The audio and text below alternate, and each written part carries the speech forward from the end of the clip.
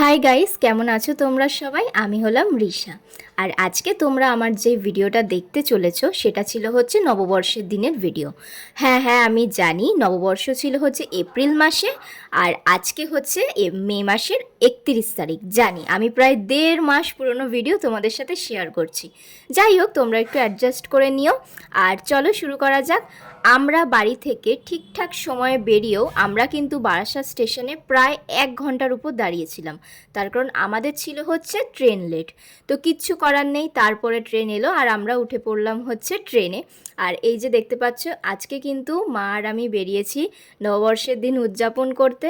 আসলে প্রত্যেক বছর তো বন্ধু বান্ধবদের সাথে তো আমি বেরোই, তো এবারে ভাবলাম যে চলো এবারে নববর্ষটা আমি আমার মায়ের সাথেই কাটাই। আর বলো তো, আমরা এখন কোথায় এসেছি? তোমরা যদি গেস করতে পারো তাহলে কিন্তু আমাকে অবশ্যই জানিও।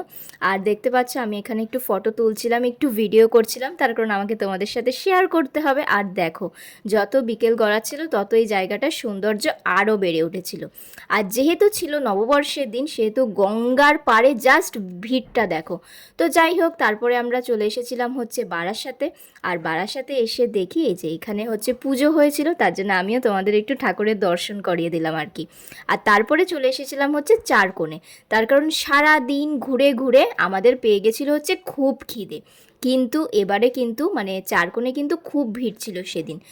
যাই হোক, মা আর আমি বলে কয়ে আমরা কিন্তু বসার সিট পেয়ে গেছিলাম। আর তারপরে প্রথমেই খেয়ে নিয়েছিলাম হচ্ছে একটু কোল্ড ড্রিঙ্কস, আর নিয়ে নিয়েছিলাম হচ্ছে পিৎজা।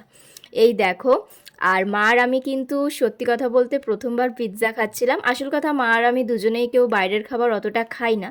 তো তারপরে হালখাতা করে চলে এসেছিলাম বাড়ি। টাটা।